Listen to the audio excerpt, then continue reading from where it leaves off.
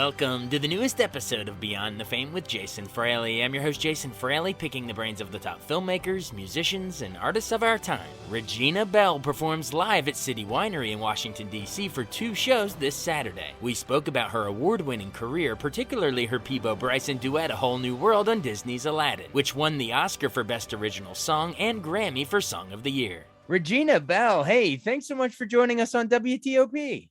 Thanks for having me, Jason. I'm so glad to be here. Now we're talking because you're going to be coming to the City Winery in DC on Saturday, April 23rd. I believe there's 2 shows. I think there's an early show at 6:30 and then another one at 9:30. So 2 chances. That two chances correct. To see you. What do you have a new album you're going to be performing here? Or is it sort of like a greatest hit sort of thing, or a little of both? Well, it's not a new album, but I do have some newer material. So I'll be doing some not so old, some old, and some covers. So we're just going to cover the gamut. DC is certainly like home for me. So I'm looking forward to being there. I've actually never been to the DC City Winery. So this is going to be a first for me. So I'm really excited about, exploring new territory in my homeland. So it's going to be great. Now, why do you say DC is like home to you? Because you were born in Englewood, New Jersey, right? But why do you say DC is like home to you? Well, because I performed there so many times, from Constitution Hall to all around the Virginia, DC, and Maryland area. So I've been throughout those 3 areas so often that I really kind of look at that as being home. Right. The home away from home. Yes, absolutely. I love it. Yeah. So true fans, really true fans. Oh, yeah. Between, you mentioned Constitution Hall, I'm sure like Kennedy Center, all kinds of places where your music is just beloved, bouncing off all these hallowed halls around the nation. Thank you so much. Great. Well, I'd love to talk about sort of your career journey, but really quick, how have you spent the last 2 years? It's been insane with, all the pandemic and all these, concerts, live music basically kind of grinded to a halt for a while. So when did you get back out there? Well, honestly, during that time, I did some virtual concerts. We all tried to do what we could to, please who we could and try to lift up who we could. And that's the DMV area included. It's just a really interesting time, right? Because we've never seen anything like that before. Certainly not in my lifetime. And it's certainly not anything I would even, I couldn't even imagine it. So, those 2 years were difficult. I lost my dad during that time. Oh, no, I'm so sorry. Yeah, thank you. Not to COVID, to cancer, another bad C. But nevertheless, it was a really trying time. Many of us lost loved ones. Many of us had trying times, and many of us had just anxieties with just the whole lockdown of not being able to do things as we normally do. And I think, we're probably a spoiled society in that we have so much that we take for granted. And when those everyday isms are taken away, and you got to kind of live without it, you become more and more thankful when you get a chance to get back and say, oh, wow, I'm back outside again. I'm in the grocery store again.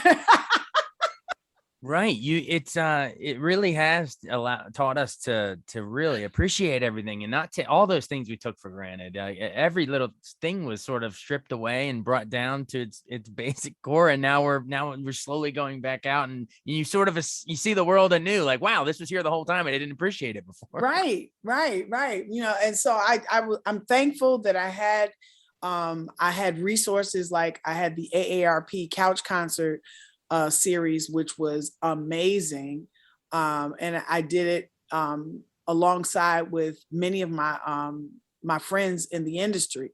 So that was just out of this world, both gospel and R&B. So that was pretty that was pretty amazing. So I had outlets like that to not just be kind of just stuck at home and just not doing anything. So it gave me an opportunity to go in the studio with my band and do, a live concert. And so you got an opportunity to stretch your wings a little bit. So I'm very, very thankful for those type opportunities. And I did, I believe, a few songs for South Africa for Father's Day. I did some things for Sherm. So I got an opportunity to do quite a few concert opportunities virtual, but I have to tell you, Jason, it really is not the same. Yeah. It really isn't. It really isn't, which is why it's going to be great for everyone to see you live at City Winery. Well, you mentioned that DC was your home away from home, but I want to know more about your actual home and, growing up in New Jersey and, back in the 60s. Like, how did you get into music in the first place? Like, what artists did you listen to? That kind of thing. Well, I'm really a 70s baby. I was 70s born baby. I was born in 63. So most of my memories really are surrounded around, late 60s, maybe, but really 70s. Right. But my greatest, I guess, memories and the artists that I attach myself to in my early years would definitely be like Pastor Shirley Caesar. That's my first one. She stands beyond everybody. And then Donny Hathaway, Billie Holiday, Nancy Wilson, the Manhattans, Blue Lovett specifically, Gerald Alston, just in terms of learning how to, Blue did a lot with teaching me how to, in my later years, teaching me how to talk to an audience and develop a character with the audience, a relationship with the audience. Gerald Alston taught me a platform musically from which to stand. So Nancy Wilson taught me about ethics, what counts in the industry as an artist. And so I had some really great people that I gleaned great knowledge from. And when I tell you I sat at their feet and got all that I could get, I absolutely did. So, and again, listening to people like Billie Holiday and Donny Hathaway and the what I call Billie Holiday is to me, the epitome of femininity. And then listening to the powerhouse of Donny Hathaway, to put those two entities together and form and find Regina in the middle. I think I did myself a great service in doing that. So Absolutely. Yeah. I'm glad you found Regina's voice in the middle of all of that. And yeah, I mean, you mentioned the Manhattans. Didn't you do some duets with them? And is that how you ended up getting signed by Columbia? Like fill in our listeners on how you ended up, doing those early recordings and how that got you signed for your debut album. Well, it's really an old story, but basically, let's hear it again. I sang background for the Manhattans for 2 years, coming right out of college. I had 12 credits to go, so needless to say, my family was not happy about to graduate college, and got this call from Vaughn Harper to audition for the Manhattans to go on the road with them to sing this song called "Don't Say No to Love." And it would have been the first opportunity for them to have a female vocalist on tour with them. And after 3 days of auditions, I got the job. I was the last to come in and I got the job. So I was really excited about that. And for 2 years, I was only slated to sing the one song, but I took the opportunity to learn their entire show, complete with the steps and everything. And so I learned background parts for all of the songs. So I basically was on stage the whole time. And, during that time, like I said, I was getting an education on how to do this and how to do this the proper way. And 2 years in, they were about to do Carnegie Hall. And they allowed me to open. Blue allowed me to open. And I opened with Anita Baker's "You Bring Me Joy." And after that, Joe McEwen from Columbia Records, who was the A&R person at that particular time, asked me if I wanted a record deal. And, of course I said, yeah. So, and the rest is pretty much history. I paid a lot of dues coming in, but I have to be honest with you, God was just really shining on me that night, because I literally didn't have a demo tape. I didn't have a 8x10 glossy. I didn't have a bio written up. I didn't have anything. But at the end of the day, I got signed, and well, the real work started after that.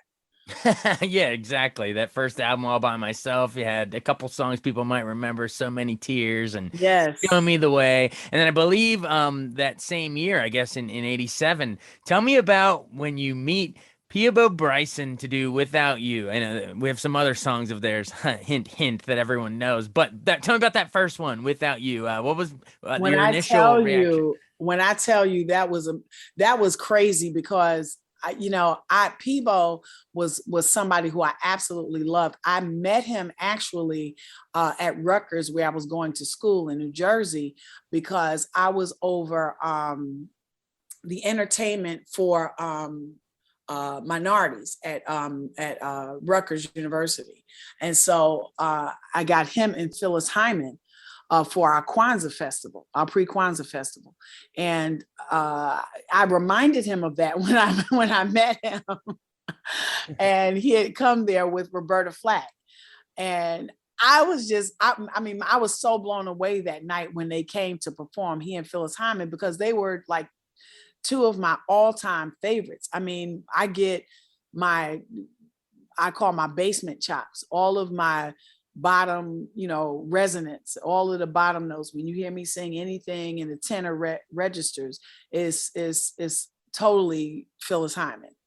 And so listening, getting an opportunity to actually perform with him and record a record with him. I mean, I can't even tell you. When we were called for it, it was for the Leonard Part 6 movie. And it's so funny, because that was the most popular thing about that whole movie, was that single. It outshined the movie itself. Right, because the movie just totally bombed. But I was so glad to be a part of it, because I got a chance to work with someone who I totally admired, and I still think the very world of. Well, in that case, maybe the song Without You was bigger than the movie Leonard Part 6, but the Hollywood redeemed itself a little bit with Aladdin, because the movie itself and the song were equally massive. So there you go. Yes. on that one. So you and Peabo Bryson reunite to do A Whole New World. Man, that song, do you agree? I mean, even after all these years, I mean, I think it's one of the greatest, if not greatest, Disney songs ever. I mean, do you agree? I think it may still be the biggest song, the biggest Disney song. I'm not sure. You can correct me if I'm wrong. If it's not, it's definitely in the top 3, I want to say, of Disney's biggest songs ever. And I'm really, really, really honored to be a part of such a legacy. To be able to, I think one of my highlight moments was being in the Macy's Day Parade. I had watched it, for so many years as a kid. We would be at my grandmother's house. I played tuba in high school and grade school. So, after the parade down down Palisade Avenue in Inglewood, after we did our parade with the band, I would, make my way over to my grandmother's house, because it would be, we would have Thanksgiving dinner at her house. So I had to make my way over there to help her with, cutting potatoes and, rolling lemons for the tea or whatever. All the Thanksgiving stuff. Yeah. Yeah. So I watched I watched everything, and then having an opportunity to actually be a part of the Macy's Day Parade, I lost my mind. So, after winning the Grammy and then coming back years later and getting an opportunity to sing on Broadway with the cast.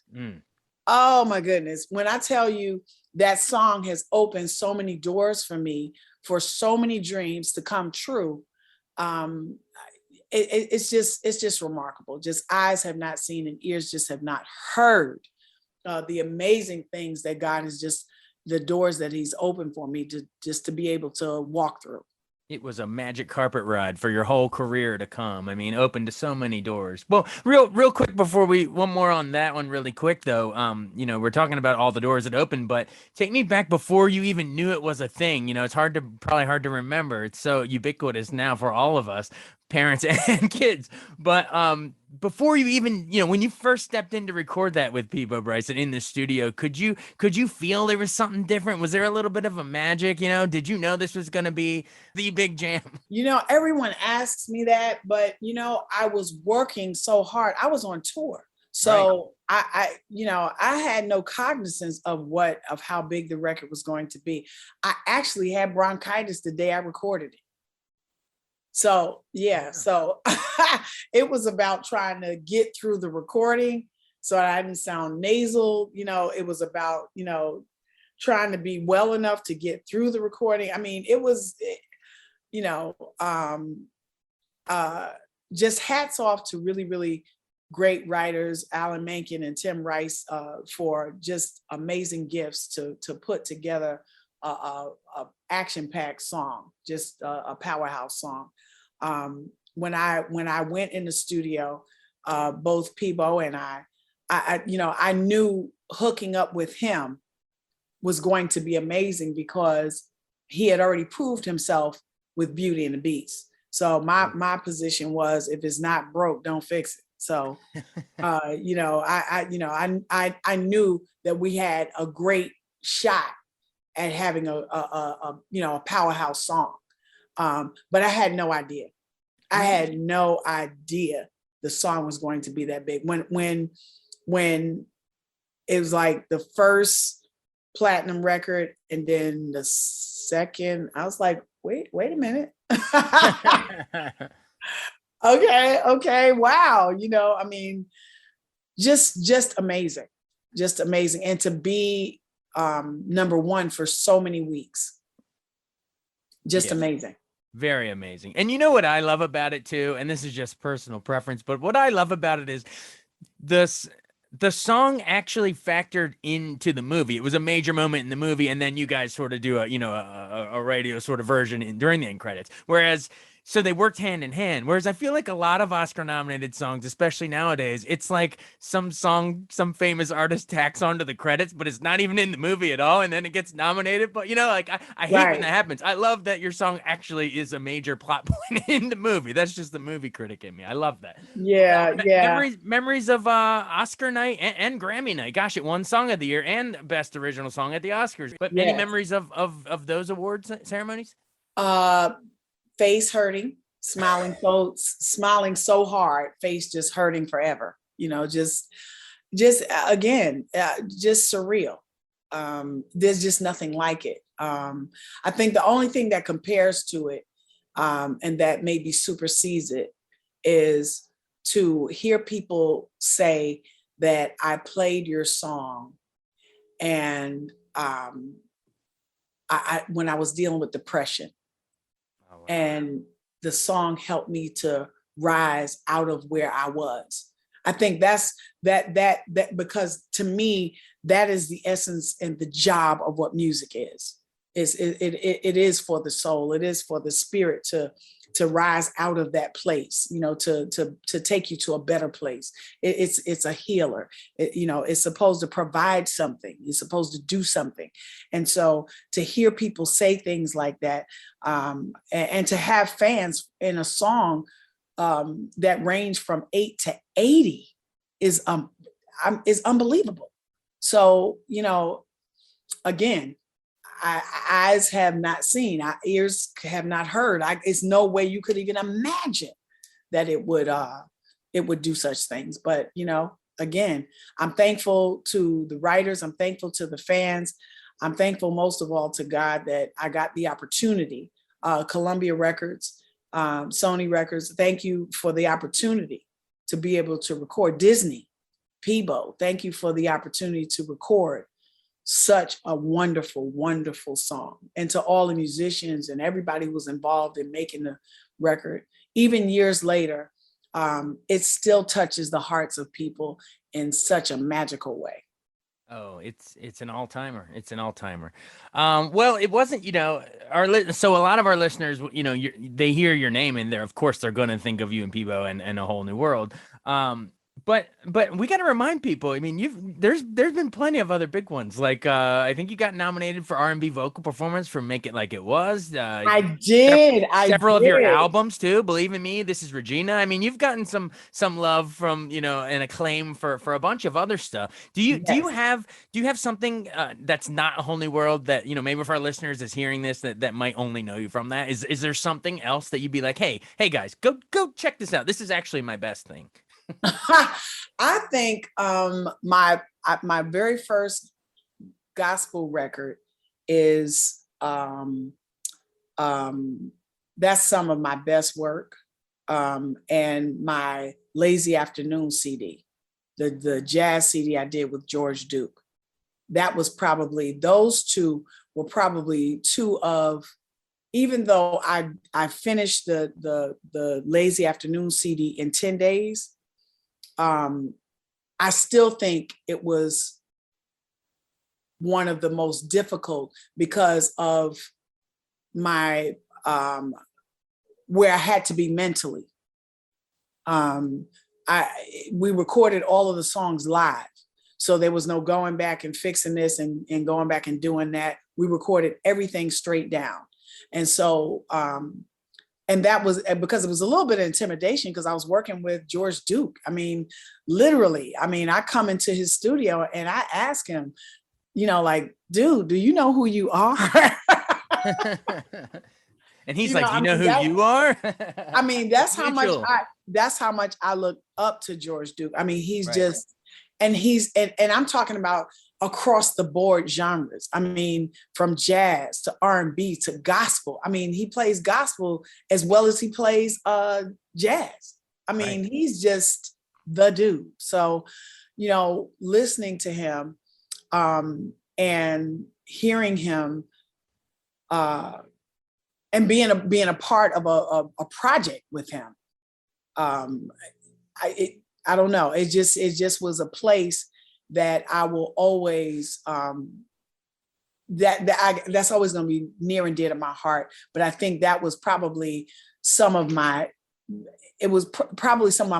most challenging work. That and my first gospel CD. I think those are two of my most challenging pieces. Cool. So everyone check out Lazy Afternoon, your jazz album. And then what was the gospel one you mentioned? What's it called? What is the first gospel record? That is hilarious. That's why I'm asking you. I would think you would know. Love Forever Shines. Oh, Love Forever Shines. There you go. Yeah. Yes, from 2008, I believe. Yeah. My brother wrote the last song, which ended up being the first single, God Is Good. And basically a hymn type song that that actually takes us back to a cappella with no music, no, just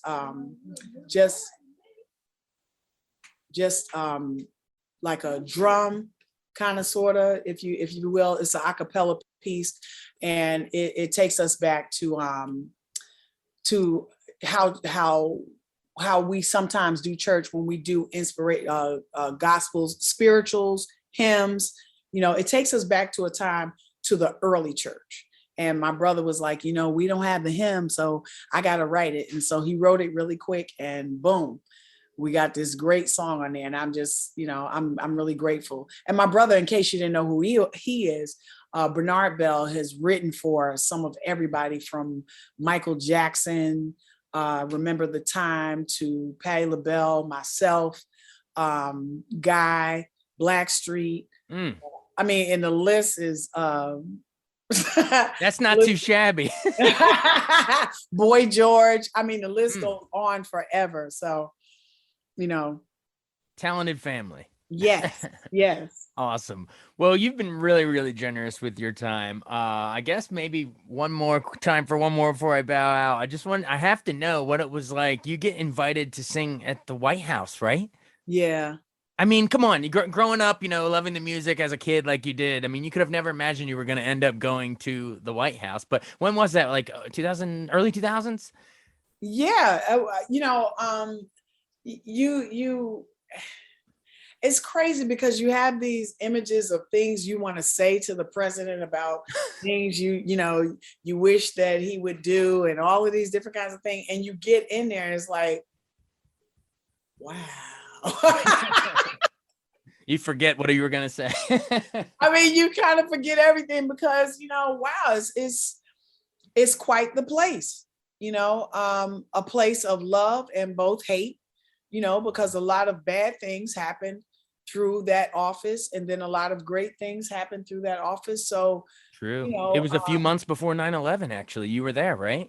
yes, Yes. yes. So yeah. And Yeah, you get to see both sides of it. Yeah. get to see both sides of the spectrum. So, yeah. And I was going there to honor Pastor Shirley Caesar. So, it didn't matter where I had to go. Right. I was going to be there for that because this is the woman that helped me, like I said, find my voice. When I first heard Shirley Caesar, that she was everything to me. I mimicked her down to every place that she took a breath on her songs. That's how much I emulated her. So, when it came around for an opportunity to honor her at the White House, I jumped at the opportunity. It was like, you don't even have to pay for my trip. I'll pay for everything. Right, exactly.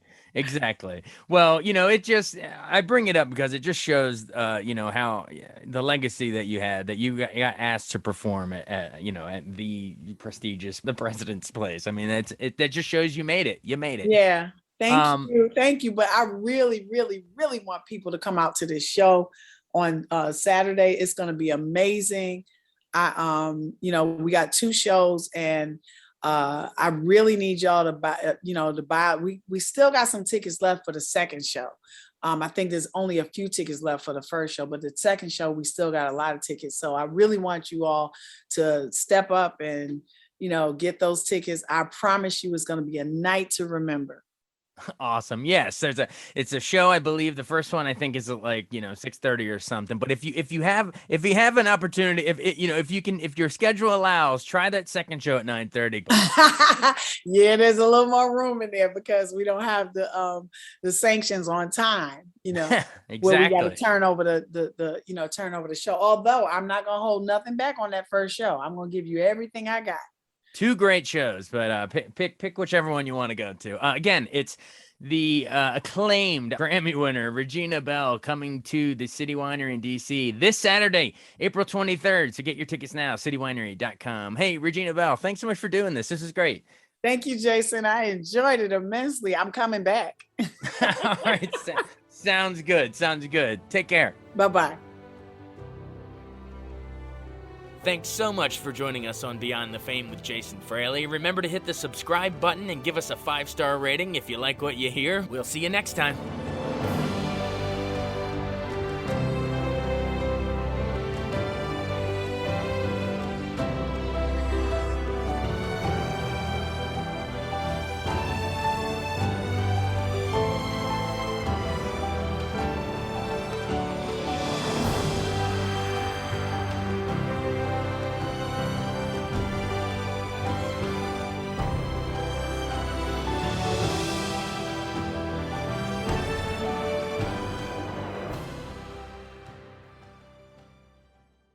I wanted to take a second to tell you about an app I really enjoy. Living in the DC area is great, and Podcast DC gathers all of the local shows that I like all in one local app. Health, sports, local news, politics, and so much more. Podcast DC is the new local app with hundreds of DC area podcasts to choose from. I can earn exciting rewards just for listening and share the podcasts I love instantly. Available in the App Store or in Google Play, listen local with Podcast DC.